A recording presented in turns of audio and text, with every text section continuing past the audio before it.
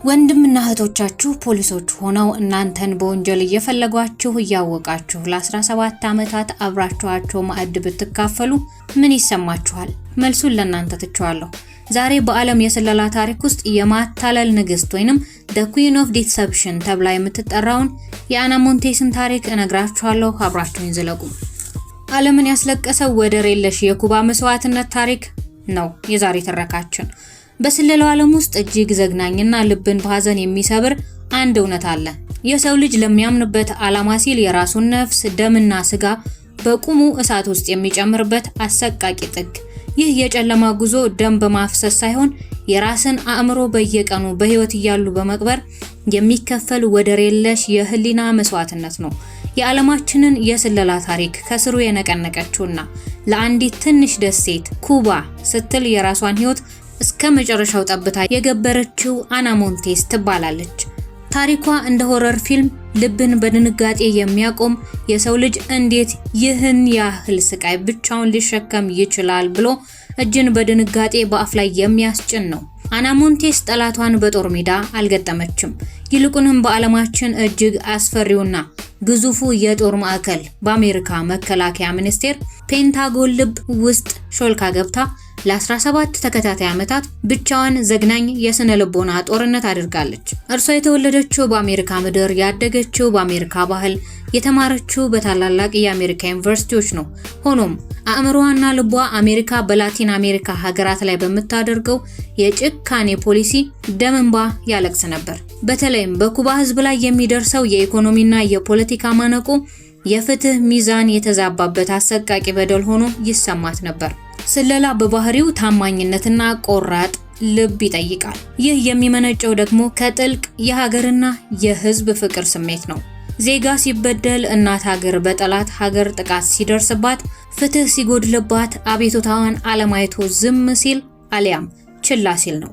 አሜሪካ ለራሷ የፖለቲካ ጥቅም ስትል የላቲን አሜሪካ ሀገራትን እንዳሻት ትፈርጃለች፣ ትዘርፋለች፣ ድንበር ትጥሳለች። በተለይ የኢትዮጵያ ወዳጅ የሆነችው ኩባ ላይ ክንዷ ከጥንት ጀምሮ የፈረጠመ ነው። ቬንዙዌላም የአሜሪካ ሌላኛዋ ተጠይ ሀገር ናት። ብቻ የኩባ ዜጎች የፍትህ እጦት የመጣው በአሜሪካ ራስ ወዳድነት ሳቢያ ነው። ይህ የፍትህ እጦት በውስጧ ያቀጣጠለው እሳት የኩባ የስለላ ድርጅት ዲጂአይ ጆሮ ላይ ደረሰ። አና ከሌሎች ሰላዮች በተለየ በገንዘብ በማስፈራራት ወይንም በጥቅም አልተመለመለችም። የትውልድ ሀገሯን አሜሪካን አሳልፋ የሰጠችውና የኩባ ሰላይ የሆነችው በንጹህ የህሊና እምነትና ደካማዋን የኩባ ሀገር ከግዙፉ የአሜሪካ መንጋጋ ለማትረፍ ባላት ጥልቅ የፍቅር ስሜት ብቻ ነበር። አና ቆንጆ ናት። ረጅም ቁመት፣ መካከለኛና ጥቁር ጸጉር ያላት፣ ፈገግታዋ ገዳይ ነው። ይህ ውሳኔዋ የሲኦልን በር በገዛ እጇ እንደመክፈት ነበር። አና ሞንቴስ የአሜሪካን መከላከያ የስለላ ኤጀንሲ ዲአይኤ ውስጥ ከፍተኛ የትንታኔ ባለሙያ ሆና ተቀጠረች። በፔንታጎን ውስጥ ከፍተኛ የምስጢር መግቢያ ፈቃድ ወይንም ቶፕ ሴክሬት ክሊራንስ በማግኘት የኩባ ጉዳዮች ዋነኛ አሜሪካዊት ኃላፊ ለመሆን በቃች። አሜሪካ ስለ ኩባ የምታውቀው ነገር ሁሉ የሚያልፈው በእርሷ እጅ ነበር። እዚህ ላይ ነው የሆረር ፊልሙ አሰቃቂ ትዕይንት የሚጀምረው። አና ሞንቴስ ከፔንታጎን ውስጥ አንዲትም ወረቀት፣ ፍላሽ ዲስክ ወይንም ዶክመንት ሰርቃ አታውቅም። ያደረገችው ነገር የሰው ልጅ አእምሮ ሊሸከመው ከሚችለው በላይ የሆነ ዘግናኝ የስነ ልቦና ሸክም ነበር። ቀኑን ሙሉ በፔንታጎን ቢሮዋ ውስጥ እጅግ ምስጢራዊ የሆኑ የአሜሪካን የጦርና የስለላ ሰነዶችን ቃል በቃል አእምሮዋ ውስጥ ትቀርጽ ነበር። ማታ ወደ ቤቷ ስትመለስ ማንም በሌለበት የብቸኝነት ክፍሏ ውስጥ ሆና ያንን አእምሮዋ ውስጥ ያከማቸችውን አደገኛና ምስጢራዊ መረጃ በኮድ በተሞላ ሬዲዮ አማካኝነት ለሃቫና ወይንም ኩባ ታስተላልፋለች። ይህንን ሂደት ለ17 ዓመታት በየቀኑ አድርገዋለች። በየዕለቱ በፔንታጎን ውስጥ ስትራመድ በውስጧ የተሸከመችው ምስጢር ቢጋለጥ በቀጥታ የኤሌክትሪክ ወንበር ላይ ተቀምጣ ወደማይቀርበት ትሸኛለች። ማለትም ሞት ነው ጣዋ። እሷ ግን ይህንን እያወቀች ፍርሃቷን ውጣ ፈገግ ትል ነበር። መስዋዕትነቷ እጅግ ልብ የሚሰብረውና እንባ የሚያስፈስሰው ከግል ህይወቷ አንጻር ሲታይ ነው። አና ለኩባ ስትል ራሷን ሙሉ በሙሉ ቀብራለች። የፍቅር ጓደኛ አልነበራትም፣ ትዳር አልመሰረተችም፣ የልጅ እናት አልሆነችም። ቤቷ ውስጥ ጓደኛ ጠርታ አታውቅም። የማህበራዊ ህይወት የሚባል ነገር ፈጽሞ አልነበራትም። ወጣትነቷን፣ ፈገግታዋንና የሴትነት ህልሟን ሁሉ ለአንዲት ድሃ ሀገር ደህንነት ስትል በባዶ የብቸኝነት ግድግዳ ውስጥ አቃጥለዋለች። የሀገር ፍቅር ማለት ይህ አይደለም ታዲያ? ምንም ሳይጠብቁ ኳስ ለምታክል ሀገር ከተራራ ጋር መጋፈጥ። ከዚህም በላይ አሰቃቂው የስነ ልቦና ስቃይ የቤተሰቧ ሁኔታ ነበር። የአና ሞንቴስ ወንድምና እህት በህይወቷ ውስጥ እጅግ የምትወዳቸው ሰዎች ነበሩ። አስደንጋጩ እውነት ግን ሁለቱም የአሜሪካ የፌዴራል ምርመራ ቢሮ ወይንም FBI ከፍተኛ መርማሪዎች ነበሩ። አና በየሳምንቱ ከቤተሰቦቿ ጋር ራስ ስትበላ የገዛ ደሞቿ የሆኑት ወንድምና እህቷ አሜሪካን እየካደች ያለችውን አደገኛ ሰላይ ማለትም እርሷን እየፈለጉ መሆናቸውን እያወቀች አብራቸው ትስቃለች፣ ትጫወታለች። የሌባና ፖሊስ ጨዋታውን ልቧ ውስጥ ትጫወተዋለች። በየቀኑ ከነዚህ የFBI መርማሪ ቤተሰቦቿ ጋር ስትነጋገር አንዲት ቃል ብትሳሳት ወይንም እንቅልፍ ውስጥ ሆና እንኳን ብትቃዥ ህይወቷ እንደሚያበቃ ታውቃለች። አእምሮዋን በሁለት የተለያዩና እርስ በርስ በሚጋጩ ዓለማት ውስጥ ከፍላ ማኖሯ የሰው ልጅ አእምሮ የሚያፈነዳና ወደ እብደት የሚያመራ አሰቃቂ የህሊና እስር ቤት ነበር። እርሷ ግን በኩባ ህዝብ ላይ ያላትን ፍቅር ከራሷ አእምሮ ስቃይ በላይ ሆኖ አገኘችው፣ ተቀበለችው። አና ሞንቴስ አሜሪካ በኩባ ላይ የዘረጋቻቸውን እያንዳንዱን ምስጢራዊ የስለላ መረቦች በታትናቸዋለች።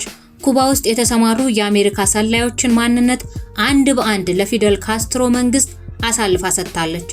የአሜሪካን ወታደራዊ የጥቃት እቅዶች ገና በወረቀት ላይ እያሉ በማክሸፍ የኩባን ህዝብ ከተደጋጋሚ የጦርነት እልቂት ታድጋለች። የአሜሪካ መንግስት በኩባ ላይ ሊያደርግ የነበረውን በርካታ አደገኛ ውሳኔዎችን በስራዋ ላይ ባላት ተሰሚነት በመጠቀም ወደ ሌላ አቅጣጫ እንዲቀየር አድርጋለች። ለአሜሪካ አና እጅግ ታማኝ፣ ብሩህ አእምሮ ያላትና የኩባ ንግስት the Queen of Cuba የሚል ቅጽል ስም የተሰጣት ድንቅ ባለሙያ ነበረች። ለኩባ ደግሞ ህዝብን ከጥፋት የታደገች፣ ህይወቷን አሳልፋ የሰጠች የማትታየው መልአክ ነበረች። አና በሚስጥር አሜሪካን እያፈረሰች በአደባባይ ደግሞ ከአሜሪካ መንግስት ከፍተኛ የጀግንነትና የላቀ የሥራ አፈጻጸም ሜዳሊያዎችን ትሸለማለች። ይህ የስነ ልቦና ጫና የውሸትና የእውነት ውህደት በውስጡ ያለውን ሰብአዊ ስሜት እንደ ሻማ አቅልጦታል። ለ17 ዓመታት ያለ አንዳች እረፍት ያለ ማንም አጋዥ ነፍሷን በሲኦል እሳት ውስጥ እያነደደች ቆየች። አና ሞንቴስ ለኩባ የስለላ ድርጅት ስትሰራ በነበረበት ወቅት የምትጠቀምበት የሚስጥር ስም ብሩና ይባል ነበር። በተጨማሪም በአሜሪካ የደህንነት መስሪያ ቤቶች ውስጥ እሷ ማን እንደሆነች ሳይታወቅ በፊት በFBI መርማሪዎች ዘንድ ክትትል የሚደረግበትን ያልታወቀው የውስጥ ሰላይ ለመሰየም የተጠቀሙበት የሚስጥር ስም አንሰብ 2043 ወይንም አናውን ሰብጀክት 2043 ነበር። አና ሞንቴስ ለ16 ዓመታት በድብቅ የአሜሪካን መንግስት ከሰለለችና ለኩባ ህዝብ መረጃዎችን በመታቀበልበት ወቅት ምንም አይነት ፍንጭ አይገኝም ነበር። ለዛም ይመስላል አናውን ሰብጀክት 2043 የሚል ስም የተሰጣት። የመጀመሪያውን ጥርጣሬ ወይንም ፍንጭ የተገኘው እንደ አውሮፓውያን አቆጣጠር በ1990ዎቹ አጋማሽ ላይ የአሜሪካ መከላከያ መረጃ ኤጀንሲ DIA ውስጥ አንድ ከፍተኛ ባለስልጣን በድርጅታችን ውስጥ ለኩባ የሚሰራ ፍልፍል አለ የሚል ጥርጣሬ ያደረበት። በዚህ ምክንያት የFBI መርማሪዎች የኩባ የደህንነት ሰራተኞች ወደ አሜሪካ የሚልኩትን ሚስጥራዊ የራዲዮ መልእክት ጠልፈው ማዳመጥ ጀመሩ። በእነዚህ መልእክቶች ውስጥ ሰላዩዋ ወይንም ሰላዩ የሚጠቀምበትን ላፕቶፕ አይነት፣ መረጃ ለመለዋወጥ ወደሚሄድበት ቦታ የተጓዘበትን ቀንና በአሜሪካ መንግስት ውስጥ ያለውን ከፍተኛ የስልጣን ደረጃ የሚጠቁሙ ፍንጮችን አገኙ። መርማሪዎቹ እነዚህን ፍንጮች በመጠቀም ተጠርጣሪዋን ማጥበብ የጀመሩ ሲሆን በመጨረሻም ኮዱ አንሰብ 2043 የተባለው ሰላይ አና ሞንቴስ ልትሆን እንደምትችል ደረሱበት። በ2000 ዓመተ ምህረት አካባቢ FBI በአና ሞንቴስ ላይ ጥብቅና ሚስጥራዊ ክትትል ማድረግ ጀመረ። እሷ ግን በጣም ጥንቁቅ ስለነበረች በቀላሉ እጅ አትሰጥም ነበር። አና ከቤት በሌለችበት ወቅት መርማሪዎች በሚስጥር ቤቷ ገብተው ላፕቶፑን ፈተሹ። በወቅቱ በላፕቶፑ ላይ የተሰረዙ ፋይሎችን መልሰው ማግኘት የቻሉ ሲሆን እነዚያ ፋይሎች ለኩባ የተላለፉ የምስጢር ኮዶችንና መመሪያዎችን ይዘው ነበር። ይህም የመጀመሪያው ጠንካራ ማስረጃ ሆነ።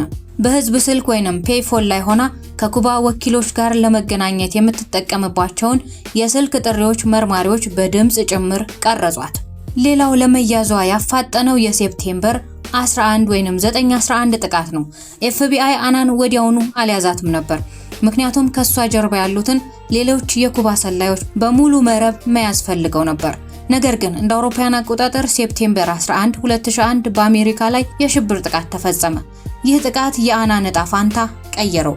አሜሪካ በአፍጋኒስታን ላይ ጦርነት ለመክፈት ስትዘጋጅ አና ሞንቴስ ደግሞ በስራዋ ባህሪ የአሜሪካን የጦርነት እቅዶች በሙሉ የመመልከት ስልጣን ነበራት። መርማሪዎቹ ይህንን የአሜሪካን ወታደራዊ ሚስጥር ለኩባ አሳልፋ ከሰጠች ኩባ ደግሞ ለሌሎች አሜሪካ ጠላቶች ልታስተላልፈው ትችላለች የሚል ከፍተኛ ስጋት ገባቸው። በመሆኑም ተጨማሪ ማስረጃ ለመሰብሰብ መጠበቅ እንደሌለባቸው ወሰኑ። ሴፕቴምበር 21 ቀን 2001 ወይንም የ9/11 ጥቃት በደረሰ በ10ኛው ቀን አና ሞንቴስ በቢሮዋ ውስጥ ስራዋን እያከናወነች እያለ የድርጅቱ የደህንነት ኃላፊዎች ለድንገተኛ ስብሰባ ወደ አንድ ክፍል ጠሯት። ክፍሉ ውስጥ ስትገባ የኤፍቢአይ ወኪሎች ይጠብቋት ነበር። እዚያው ባለችበት በቁጥጥር ስር ዋለች። በቁጥጥር ስር በዋለችበት ወቅት ምንም አይነት የመቃወምም ሆነ የመደናገጥ ስሜት አላሳየችም። በጣም ረጋ ያለችና የተዘጋጀችበት ይመስል ነበር። በቁጥጥር ስር ስትውል ፊቷ ላይ ምንም አይነት የጸጸት ወይንም የፍርሃት ምልክት አልነበረም። የለበሰችውን የውሸት ጭንብል አውልቃ ስትጥል በውስጧ የነበረው እውነተኛ የነጻነት ታጋይ መንፈስ በኩራት ቆሞ ነበር።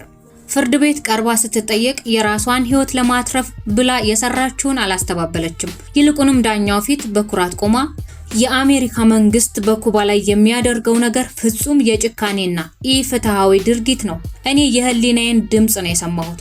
አንድ ህዝብ በነጻነት የመኖር መብቱን ለማስጠበቅ ስል ያደረኩት ነገር ትክክል ነው በማለት ዓለምን ያስለቀሰና በታሪክ የሚታወስ የመጨረሻ ቃል ተናገረች። ቤተሰቦቿ በተለይም የኤፍቢአይ አባላት የሆኑት ወንድምና እህቷ በአደባባይ አወገዟት። ማንም ከጎኗ አልቆመም፣ ማንም አላጽናናትም። ያቺ ለኩባ ስትል ወጣትነቷን፣ ትዳሯንና ደስታዋን የገበረች ሴት በገዛ ደሞቿ ተጠልታ እጅግ ጥበቃ በሚደረግበት የካሳዌል የአእምሮ በሽተኞችና አደገኛ ወንጀለኞች ማረሚያ ቤት ውስጥ ለ20 ዓመታት እንድትበሰብስ ተፈረደባት። በእስር ቤት ውስጥ በነበራት ቆይታ ከማንም ጋር እንዳትገናኝ፣ ምንም አይነት የውጭ መረጃ እንዳታገኝ ተደርጋ በከፍተኛ የስነልቦና ስቃይ ውስጥ አለፈች። አእምሮዋና አካሏ በእስር ቤቱ አሰቃቂ ሁኔታ ቢጎዳም ለኩባ ህዝብ የከፈለችው መስዋዕትነትና የህሊናዋ እርካታ ግን ፈጽሞ አልተሰበረም። ያ በብቸኝነት ያረጀውና የተጎዳው አካሏ ለዓላማ የተከፈለ የጽናት ሐውልት ሆኖ ቀረ። አና ሞንቴስ ርህራሄ በሌለው የስለላ ዓለም ውስጥ ለራሷ ጥቅም ሳትል ነገር ግን ለምታምንበት የፍትህ ዓላማ ስትል የራሷን ህይወት፣ ደስታና ቤተሰብ እስከ መጨረሻው ያጠፋች ብቸኛዋና አደገኛዋ ሰላይ ናት።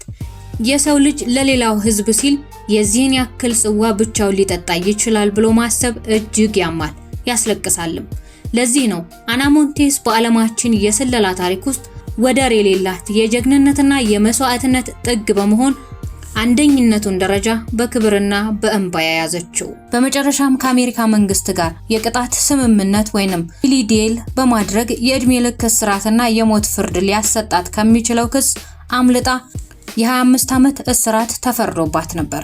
ግን አና ሞንቴስ እንደ አውሮፓውያን አቆጣጠር በጃንዋሪ 2023 ከፌደራል እስር ቤት ከተፈታች በኋላ በፖርቶሪኮ ዋና ከተማ ሳን ሁዋን ውስጥ ትኖራለች። በጣም የተገለለና ጸጥተኛ ህይወት ነው የምትመራው። ከእስር ከተፈታች በኋላ ባወጣችው ብቸኛ መግለጫ ላይ ትኩረት ማድረግ የምትፈልገው በፖርቶሪኮ የሚገኝ የቤተሰቧን አባላት በመርዳትና ጸጥ ያለ ህይወት በመኖር ላይ እንደሆነ ገልጻለች።